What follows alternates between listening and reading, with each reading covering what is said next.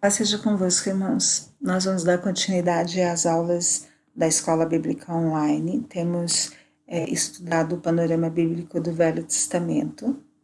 A gente já estudou Gênesis, Êxodo, Levíticos e hoje a gente vai estudar o quarto livro do Velho Testamento e quarto livro do Pentateuco, Números, tá? Vamos lá? Alvo da nossa lição, né? Por que vamos estudar o livro de Números? Primeiro, para entender a relevância dele, né? A importância desse livro. É um livro não muito conhecido, não muito explorado, né? Mas é de muita relevância. Segundo, para que a gente seja grato a Deus pela fidelidade dele. A gente agradeça a Deus porque ele é um Deus fiel. E que a gente liste circunstâncias que mostram a fidelidade de Deus na vida diária, na nossa vida diária, na vida diária do povo dele, né? Que a gente possa perceber isso, ok? Introdução a Números. Se você fizer uma entrevista, se a gente fizer uma entrevista na igreja, a gente vai descobrir que Números é um livro pouco conhecido no meio cristão. Talvez a maioria das pessoas nem saiba dizer o conteúdo, né? Por quê? Porque o título em português não nos ajuda, não nos leva a conhecer o tema principal desse livro, né? Quando a gente fala de Gênesis, as pessoas remetem à criação, quando a gente fala de Êxodo, as pessoas remetem à libertação do povo de Israel, no Egito, das pragas. Quando a gente fala de Levíticos, lembram-se da tribo de Levi, dos levitas que serviam, mas quando fala de Números, poucos conhecem, poucos sabem sobre o que o livro trata, né? Números é um misto de leis e histórias relevantes para nos ensinar a viver de acordo com a vontade de Deus ainda nos tempos de hoje, né? Então, quando você lê o livro de Números, perceba as lições que são importantes, não os números, né, que tem nesse livro. As lições nos ensinam a viver, nos ensinam um pouco mais, né, a viver de acordo com a vontade do Senhor. Tem lições bem importantes e bem relevantes. Visão panorâmica do livro. Informações básicas, aquelas informações que a gente já teve, né? Autoria, Moisés, aproximadamente 1440 anos antes de Cristo, essa data é aproximada, né? Local, no deserto, foi escrito no deserto, direcionado ao povo de Israel. O versículo-chave é Números 9, 23, e a palavra-chave desse livro é fidelidade, tá? Vamos ler lá Números 9, 23, diz assim, ó. Eu vou ler na versão Bíblia Viva, tá? Acampavam e partiam sempre de acordo com a ordem do Senhor. Tudo o que o Senhor ordenava a Moisés, eles faziam. Esse é o versículo-chave do livro de Números. O livro de Números é a continuação imediata do livro de Levíticos, né? Então, é Êxodo, Levíticos, Números, da história de Israel. Êxodo narra a saída do povo do Egito, Levítico narra Deus dando as orientações e as leis, as festas ao povo de Israel para a santificação desse povo, para que o povo pudesse se relacionar com esse Deus santo, como foi dito nas aulas de Levíticos, nas duas aulas anteriores. A gente tem que ler Levíticos com os olhos da graça, né?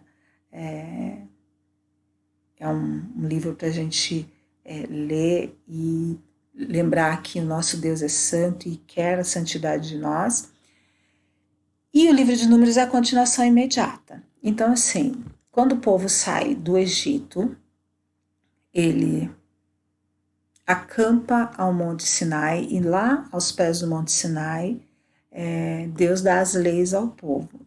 Isso, eles ficam mais ou menos um período de 2 anos nisso. Então, quando inicia o livro de Números, eles já tinham saído do Egito há aproximadamente 2 anos, e eles estavam lá aos pés do Monte Sinai. Ok? Então, vamos ver aqui, ó. Visão panorâmica desse livro, vamos falar dos capítulos. Esse livro tem 36 capítulos, tá? Então, começa lá no capítulo 1, com um censo.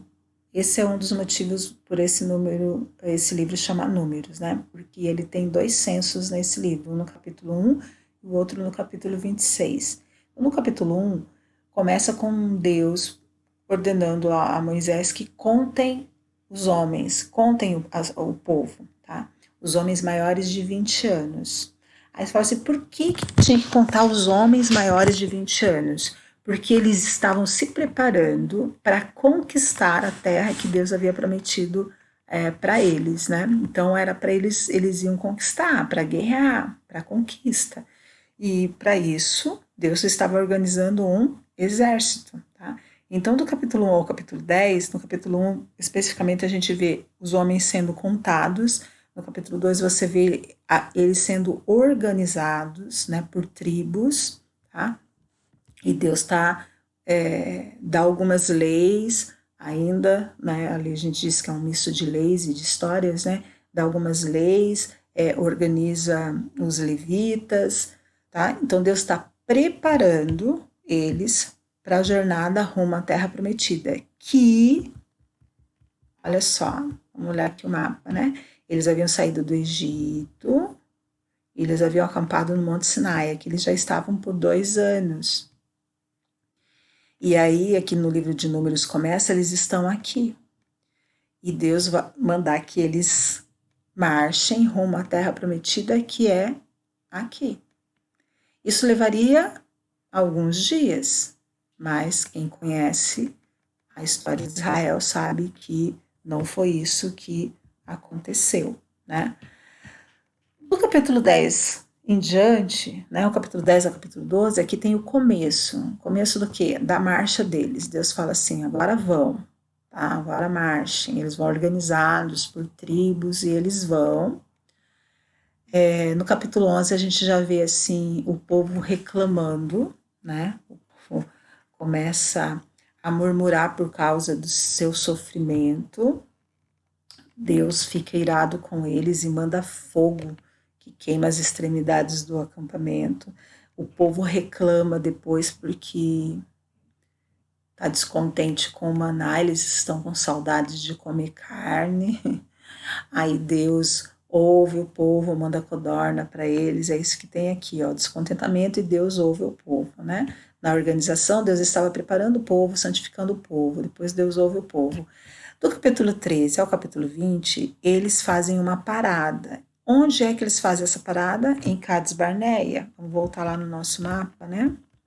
Então, eles saíram daqui e eles param em Cades Barneia. Aqui, ó, eles saem daqui, eles marcham, eles param aqui em Cades Barneia, tá?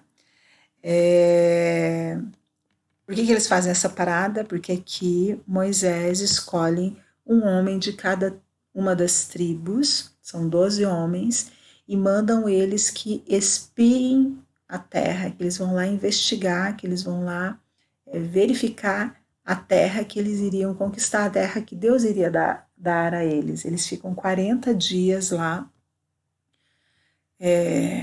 olhando a terra, vendo que terra era aquela, né? E depois eles voltam,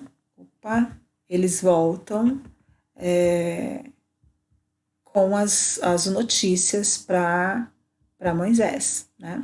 E que notícias são essas? Dos 12, 10 voltam dizendo que a terra é boa, eles voltam com um cacho de uvas lá, que 2 homens têm que segurar, de tão fértil que a terra era, né? Eles dizem que a terra realmente é boa, mas que o povo de lá é muito forte, o povo de lá iria acabar com o povo de Israel como se fossem gafanhotos, né? Apenas Josué e Caleb, que foram 2 dos espias que foram também, que voltam dizendo que não, vamos subir, vamos enfrentar, porque essa é uma promessa do Senhor, é a terra que Deus vai nos dar, né? O povo fica com medo, o povo se rebela, né? E aí aqui a gente vê que de novo Deus castiga o povo. Né? Que castigo que Deus dá para o povo aqui? Deus fica irado porque o povo não confia nele, né? O povo não acredita nele. E Deus estabelece que nenhum dos homens que saíram lá do Egito, né, daquela primeira contagem, nenhum daqueles homens que tinham mais de 20 anos entrarão na terra prometida.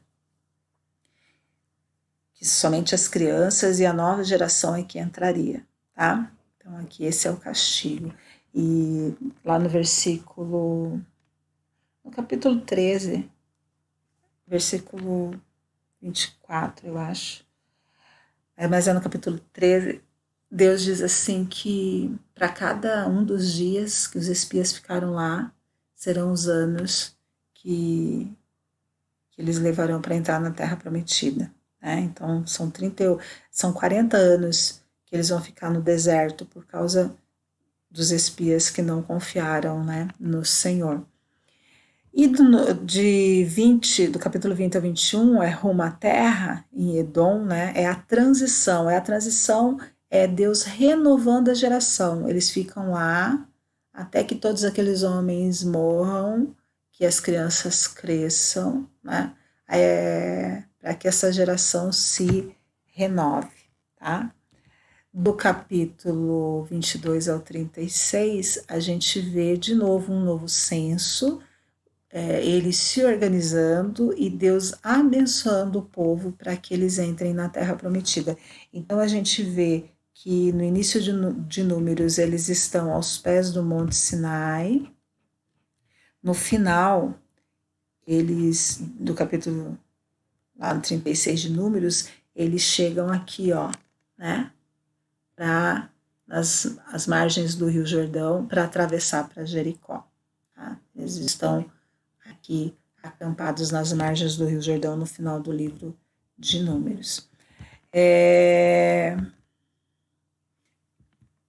Números em uma sentença. O Senhor demonstra fidelidade, preservando os israelitas, punindo uma geração, mas levantando outra, que veriam cumpridas as promessas que ele tinha feito a Abraão.